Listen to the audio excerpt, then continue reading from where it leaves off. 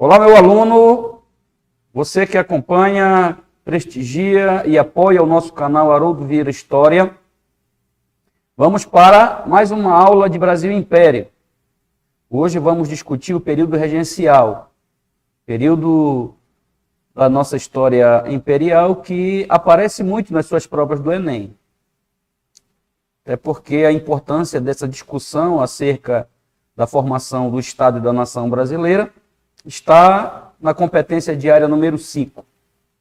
Compreender o processo de construção da cidadania e da democracia no Brasil, favorecendo a atuação de indivíduos mais conscientes na sociedade. Então, neste ensaio para a vida, que é o Enem, é importante você desenvolver as suas percepções a partir dos conceitos da política, da história política brasileira. Antes de entrar especificamente no nosso tema, quero pedir a você que deixe o seu like, visite a nossa playlist com as nossas aulas de Brasil Colônia, também a aula de Primeiro Reinado, compartilhe, por favor, o nosso canal para que o nosso trabalho seja mais conhecido e também divulgue esse projeto Haroldo Vieira História, um projeto desenvolvido com a finalidade de oferecer um ganho a mais, uma ferramenta didática, uma metodologia pedagógica para que você possa ter bom resultado nas suas provas. É isso que nós queremos. Essa será a nossa recompensa mais relevante.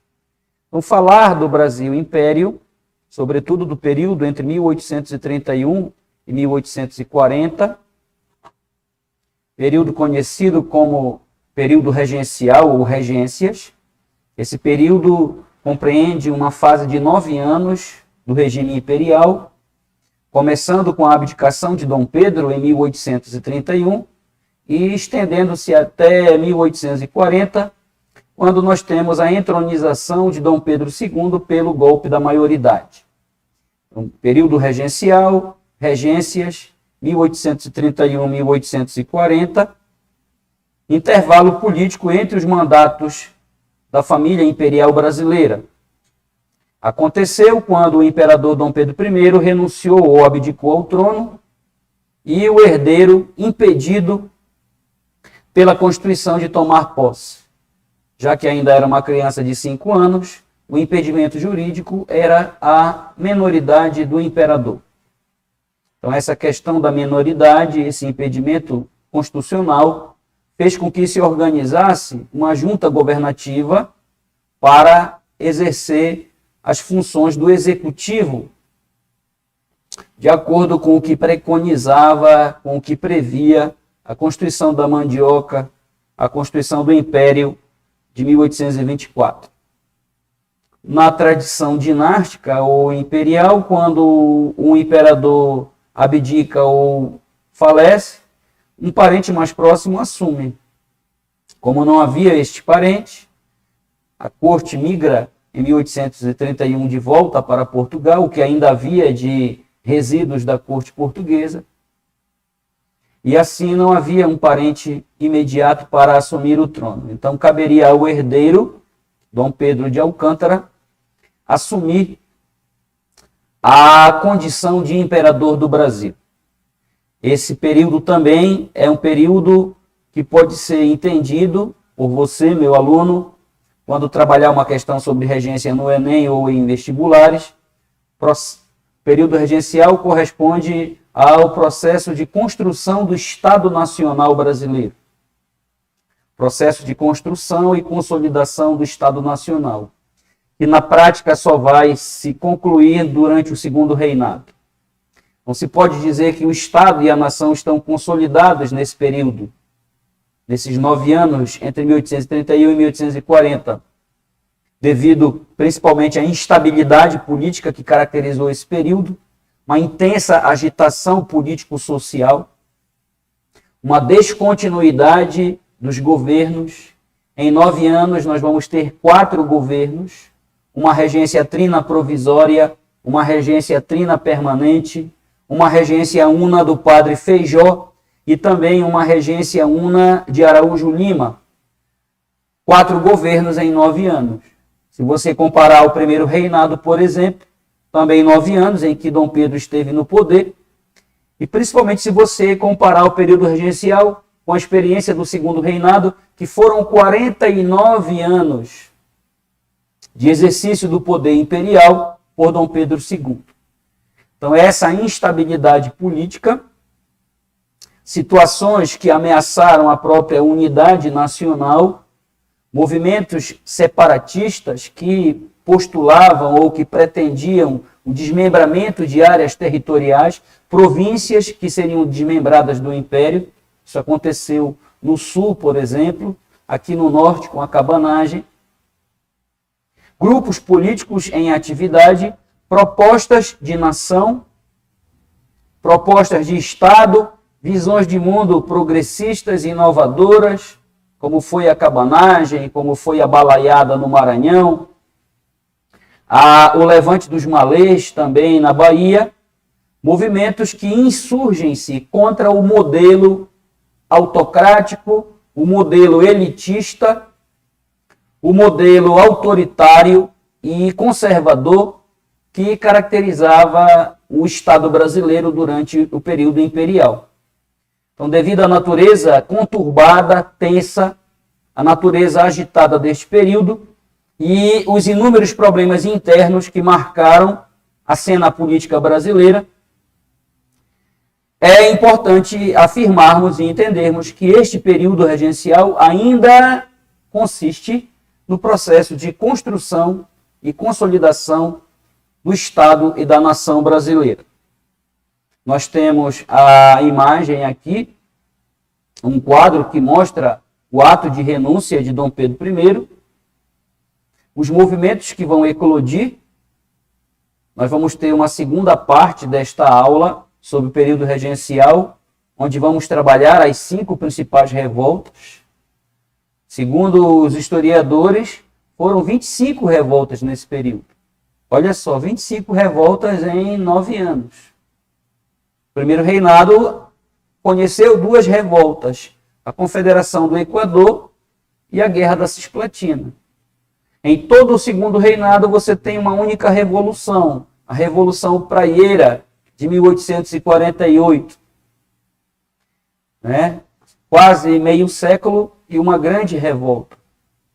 Claro que podemos considerar também o movimento abolicionista, a resistência negra, podemos considerar uma série de outros movimentos disruptivos, ou seja, inovadores, mas é principalmente no período regencial que aqueles projetos de nação que foram frustrados em 1822, aquelas propostas de Brasil, aquelas utopias, ou seja, desejos de uma sociedade melhor, de uma sociedade organizada a partir de novos referenciais, reforçam em grande medida o nosso entendimento de que foi um período de instabilidade. Instabilidade é quando há governo, mas não há governança. Quando há muito atrito, quando há muitos entreveros, muitas disputas de poder, alternâncias, articulações de bastidores, os agentes políticos que ora se aglutinam e depois rompem os seus pactos, os seus compromissos, e a população também se colocando na cena pública, demonstrando uma consciência política. Portanto, é um período muito rico e interessante da nossa história. Divide-se o período regencial em 2 grandes tendências políticas. A partir da atuação dos principais grupos políticos que comandam a regência, nós vamos ter um recorte conceitual abordando este período a partir de 2 ideias centrais. O avanço liberal, ou predomínio liberal, em que medidas descentralizadoras, medidas que ajustavam a estrutura política aos interesses dos grupos mais organizados, as elites agrárias, uma certa diminuição dos poderes imperiais e uma certa ênfase ao papel que as províncias vão exercer no comando político brasileiro. Mudanças políticas.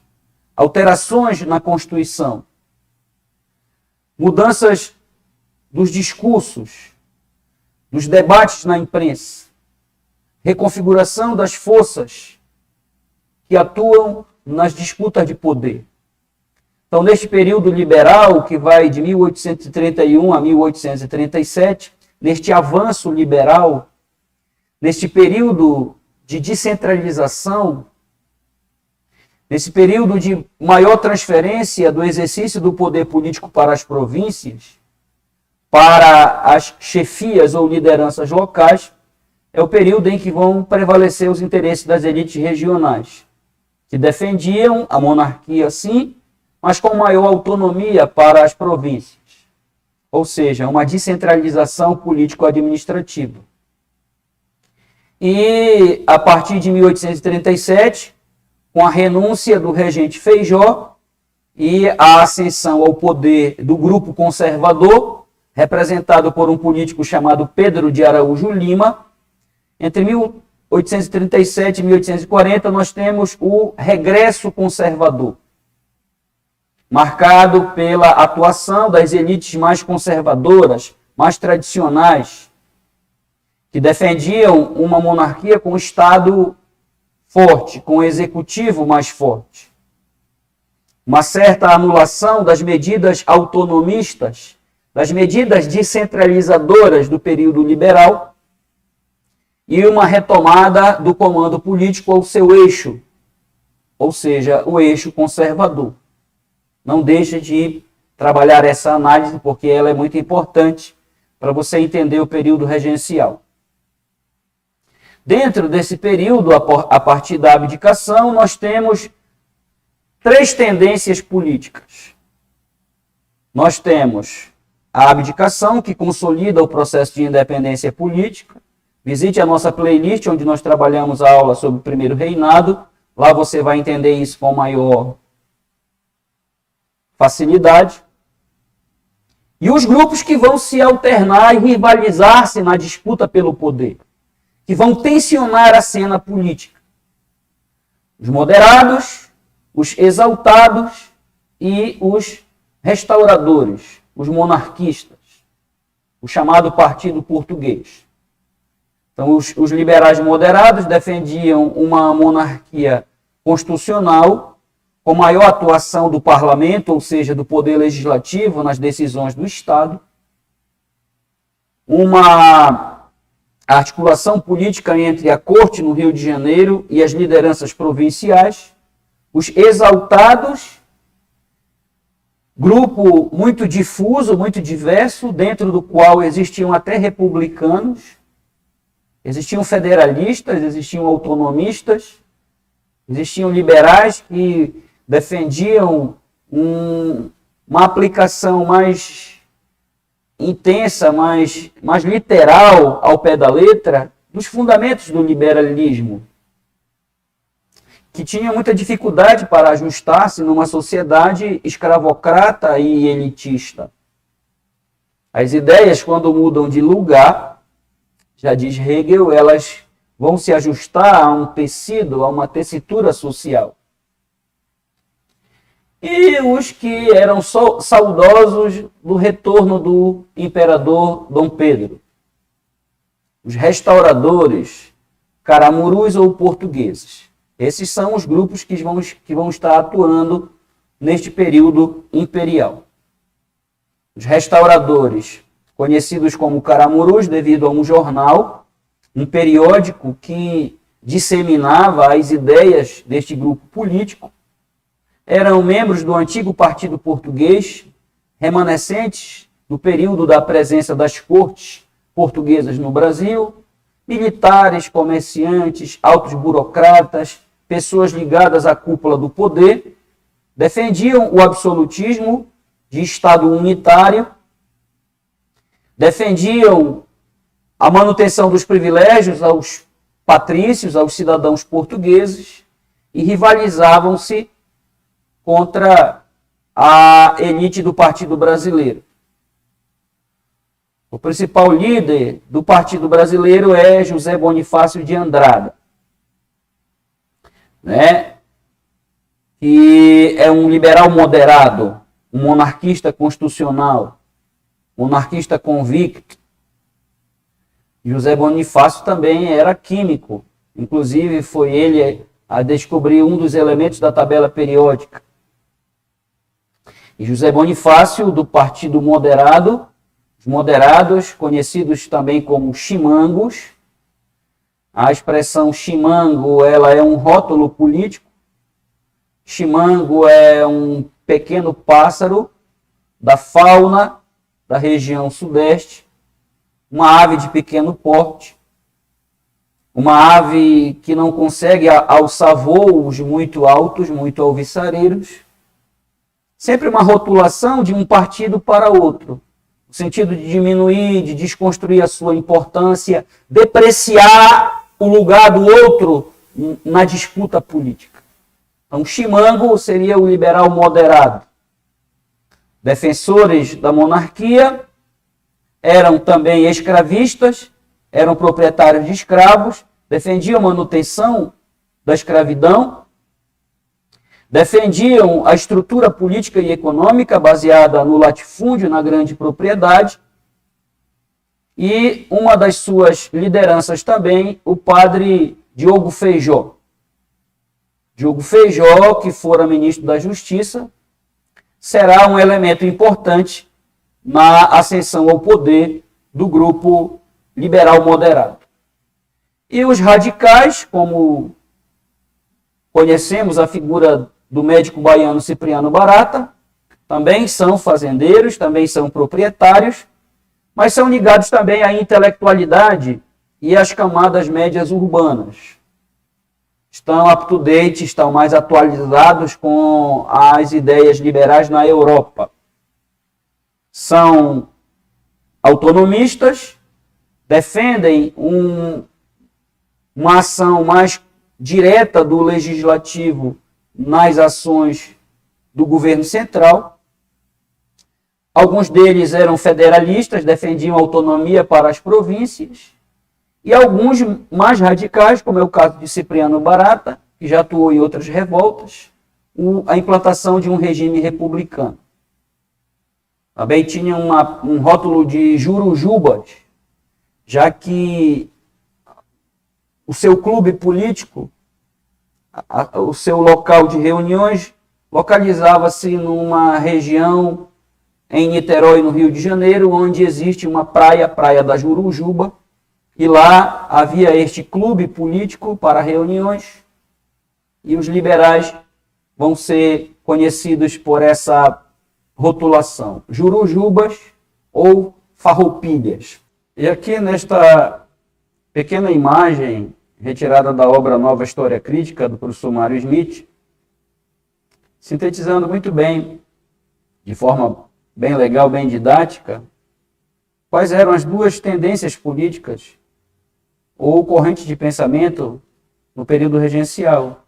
Aqueles que defendiam o unitarismo, ou seja, o poder centralizado na corte, localizada no Rio de Janeiro, e a partir das tomadas de decisões na corte, isso se estenderia para as demais regiões e as demais localidades, ou seja, as províncias.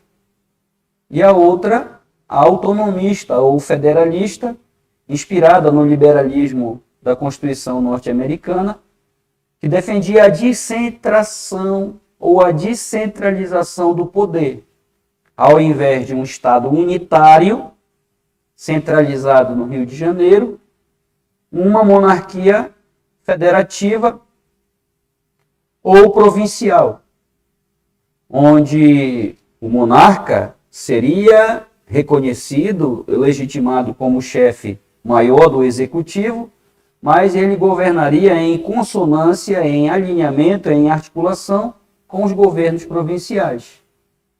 Ou seja, vários centros políticos autônomos, várias federações. Belém, São Luís, Recife, Salvador, Ouro Preto, São Paulo, Desterro, em Santa Catarina, Porto Alegre, todos com uma capacidade de autodeterminação ou tomada de suas próprias decisões políticas. essas tendências ou correntes políticas, elas irão, a partir do momento do transcurso dos governos regenciais, redividindo-se, surgindo alianças e também rupturas, ou seja, dissidências políticas. Uma dissidência é um grupo político que racha com uma estrutura maior e cria, a partir desse racha, uma nova organização político-partidária. Então, os liberais exaltados, que em 1831 e 1834 disputavam poder com os moderados, ou chimangos, eles irão, a partir de 1835 e 1837, aliar-se a um setor chamado de bancada progressista, ou partido progressista. Na verdade, esses partidos eles não tinham a caracterização que tem hoje. Na verdade, eram clubes políticos, eram associações políticas, agremiações político-partidárias. Pelo termo usual, são chamados de partidos, mas eram muito mais agremiações, associações político-partidárias. Os moderados ou chimangos vão cindir-se, vão dividir-se, uns vão abraçar a causa progressista, defendendo transformações políticas e estruturais no país, e outros vão alinhar-se ao segmento mais conservador, ao segmento mais recalcitrante, mais cuidadoso, mais preocupado em não dar espaço a ideias muito radicais. Então, o Partido Moderado, o grupo chimango, ele vai dividir-se. Um setor dele aliando-se aos progressistas e outro setor inclinando-se mais para a direita, mais para o conservadorismo, se aliando ao movimento regressista. E, claro, os restauradores ou caramurus perdem em 1834 a sua maior bandeira de luta, que era a volta de Dom Pedro. Dom Pedro morreu em Portugal, falecera, não haveria regresso, não haveria o restabelecimento da monarquia de Dom Pedro, e aí esse grupo esvaziou-se politicamente, diluiu-se, e vão aderir às fileiras do Partido Regressista. E a partir de 1837, com a ascensão do grupo de Araújo Lima ao poder, mais uma vez as tendências vão se redesenhar de forma mais clara, com um discurso mais objetivo e assumido na cena política. Partido Liberal, antigos moderados e exaltados, e o Partido Conservador. Regressistas, caramurus e mais alguns segmentos moderados. Então serão esses dois partidos que vão atuar lá no segundo reinado também, na estrutura que nós vamos chamar de bipartidarismo. Dois partidos políticos, o liberal e o conservador. Todos originários de um mesmo grupo social, as elites proprietárias. Lembre-se que a cidadania era baseada na renda. O acesso aos cargos da administração pública era vinculado ao aspecto censitário, principalmente a posse da terra, a renda do setor agrícola. Então, a mesma elite, que aparentemente na cena pública são diferentes, mas na essência, no seu lugar social, como diz Edward Thompson, são de um mesmo grupo, de uma mesma elite, diferentes, mas ao mesmo tempo iguais. Então, com este quadro da política brasileira e algumas transformações que vão ser verificadas durante o período regencial, vai se pontuar, vai se destacar uma frase que é muito bacana, que diz: nada mais conservador que um liberal no poder, ou nada mais liberal do que um conservador na oposição, ou seja, diferentes, porém iguais. Tendências com discursos políticos, com organizações partidárias, associações, filiações, mas ideologicamente, como as ideias nunca devem estar fora do seu lugar, são grupos representativos de um mesmo segmento, ou seja, as elites agrárias e os grandes senhores de escravos. Assim, nós temos os 4 governos regenciais, a regência trina provisória, que vai funcionar entre abril e junho de 1831. Quando Dom Pedro abdicou ao trono, o parlamento estava em recesso, e até que os deputados e senadores retornassem de suas províncias para a corte no Rio de Janeiro, foi organizada uma junta governativa provisória, a Regência Trina Provisória, formada por Francisco de Lima e Silva, conhecido também como Chico Regência, representante do segmento militar, que manteria a presença das Forças Armadas na estrutura política do Estado e, ao mesmo tempo, acomodando esse segmento para que não atuasse no sentido de desestabilizar o governo regencial recém-implantado.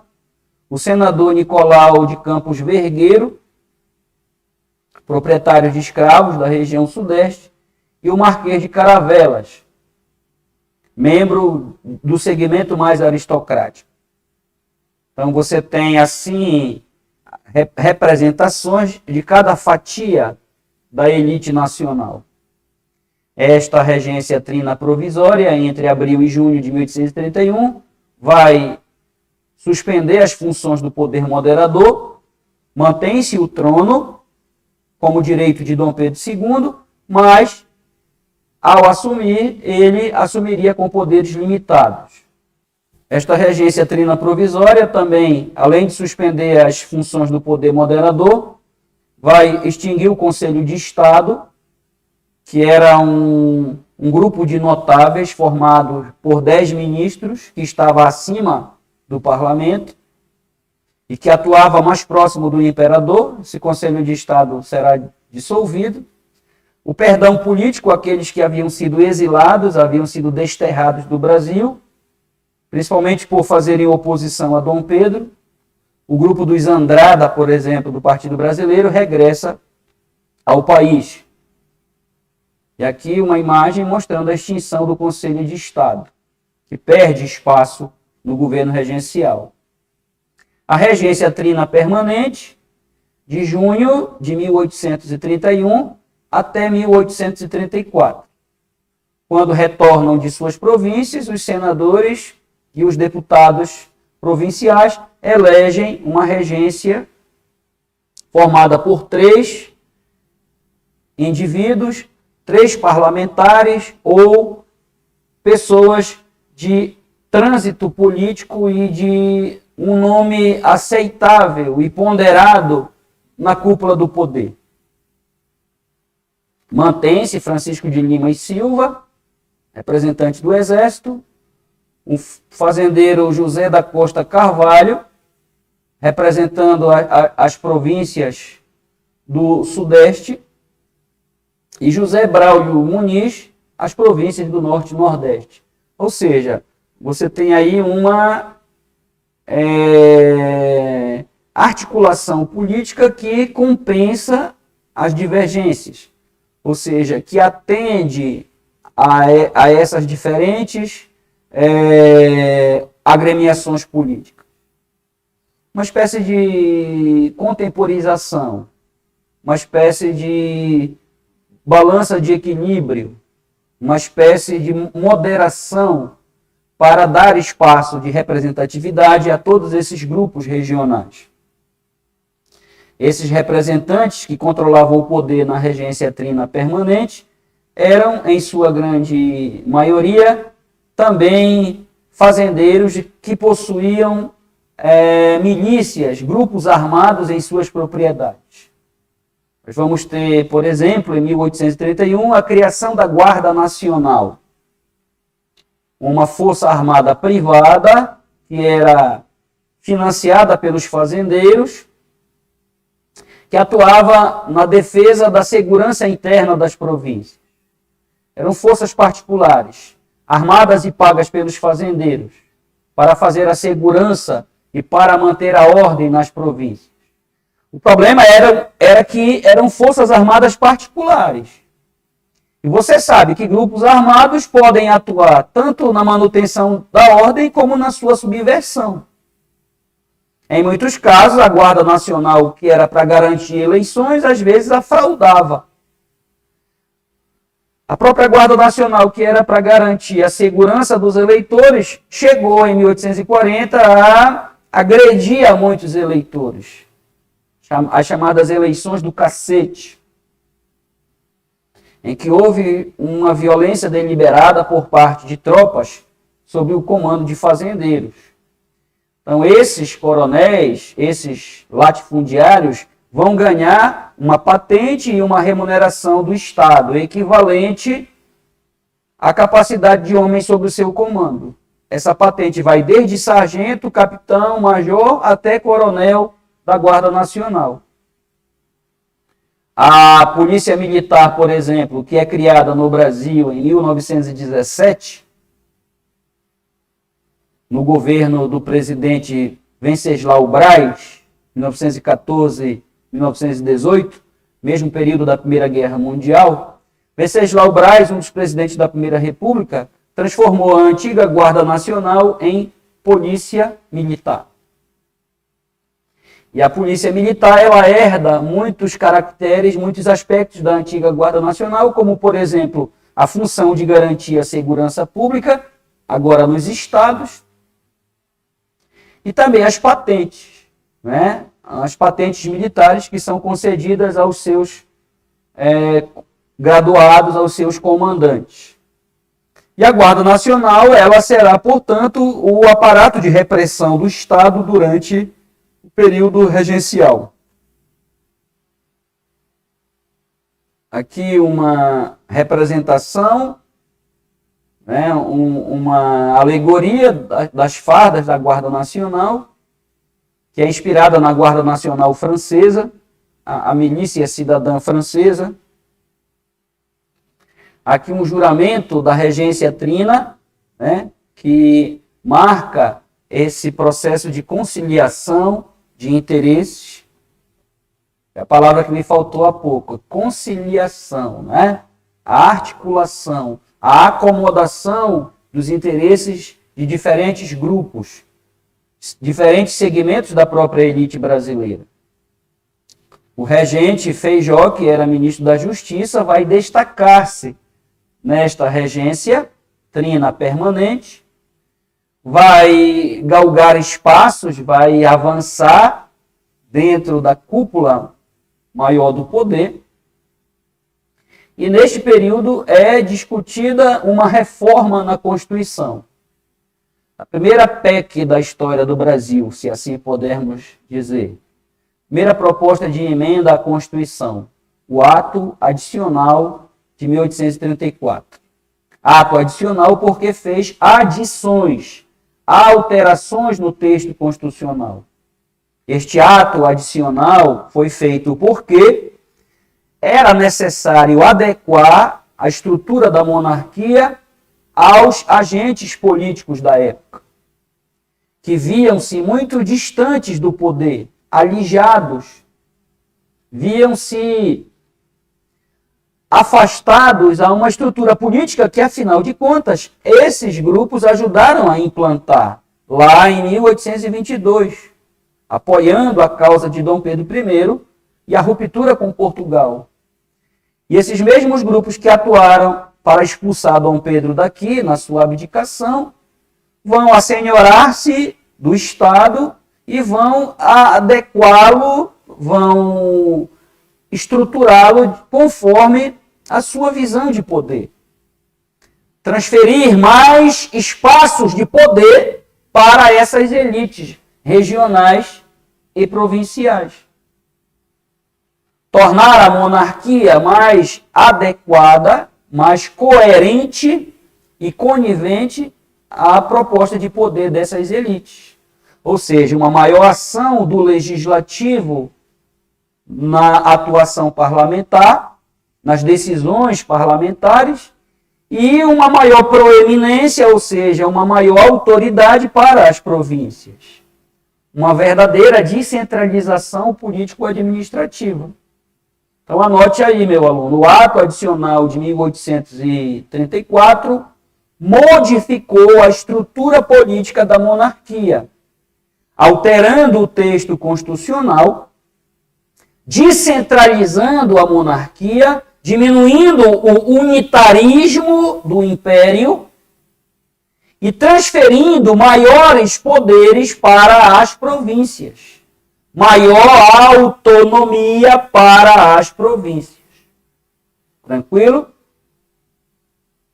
Além dessa descentralização política, que alguns até chegam a dizer uma tendência federalista, muito cuidado com essa utilização de termos e conceitos de outros modelos políticos, de outros modelos constitucionais, ao nascente Estado Nacional Brasileiro, que tem toda uma essência conservadora, todo um ranço autoritário, toda uma mácula unitarista. As atribuições ou funções do poder moderador foram suspensas, já que o poder moderador é um poder privativo e exclusivo do monarca, e não estando ele no exercício do seu reinado, não havendo imperador entronizado, não há por que existir o poder moderador. O trono é resguardado ao infante Dom Pedro de Alcântara, mas nesse momento em que ele é ainda uma criança, são os regentes que irão representá-lo. Daí a expressão regente, aquele que rege o poder executivo em nome do seu fiel mandatário, que no caso é o imperador. As províncias, portanto, ganharão maior autonomia. Uma outra medida foi a criação das assembleias provinciais, as assembleias legislativas das províncias, que darão origem às nossas atuais assembleias legislativas, ou seja, as províncias terão a sua própria organização política, mas houve um recuo, que é até mesmo uma certa contradição. Os governadores de províncias, que deveriam ser eleitos pelas populações locais, permaneceriam nomeados pela corte.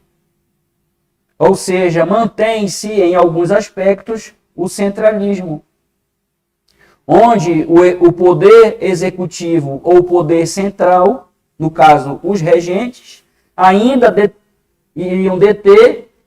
deteriam o poder discricionário, o poder de nomear indivíduos para o exercício de cargos de confiança, como era o caso dos governadores provinciais, chamados à época de presidentes de província. Isso já vai estremecer os pactos de poder, isso já vai tensionar, já vai tumultuar um pouco o debate político. Liberais agindo de forma conservadora. Foi criado também o município neutro do Rio de Janeiro e mantém-se a estrutura da Guarda Nacional, ou seja, descentralização, autonomia política, esvaziamento do poder moderador, maior ênfase ao poder do parlamento, da Assembleia Geral do Império, e maior autonomia política para as esferas provinciais de poder, para os fazendeiros, para os grandes oligarcas, os grandes coronéis, proprietários de terras e de escravos. Nesse conjunto de ações, as regências trinas vão ser substituídas a partir de 1834 por uma regência una. O poder executivo passaria a ser exercido por um único indivíduo, um único regente. E aí foi eleito para presidir a regência una, que vai substituir a regência trina, o antigo ministro da Justiça, Diogo Antônio Feijó, que era clérigo, era padre. E assim, a partir de 1834, há um novo cenário. As disputas internas de poder e as disputas entre os poderes regionais e o poder central. As tendências políticas desta época agrupam-se entre a ala progressista de tendência liberal, a ala regressista de tendência autoritária, os donos de terras, comerciantes, militares e burocratas, rivalizando-se por espaços, tanto na corte como nas províncias, e o governo de Feijó, a questão da representação política e a questão da centralização dos poderes, essa dicotomia, essa contradição, unitarismo e federalismo, vai levar a um cenário muito tenso, muito conturbado, muito convulsionado, com a eclosão das revoltas do período regencial. Então, resumindo essa primeira parte do nosso comentário, alterações na Constituição, mudanças políticas na estrutura da monarquia, maior descentralização, maior autonomia para as esferas provinciais, diminuição do poder moderador e maior ação política do legislativo no comando do Estado. E assim nós vamos agora trabalhar as principais revoltas do período regencial: instabilidade política e revoltas. Primeira grande revolta do período regencial, a cabanagem, 1835-1840.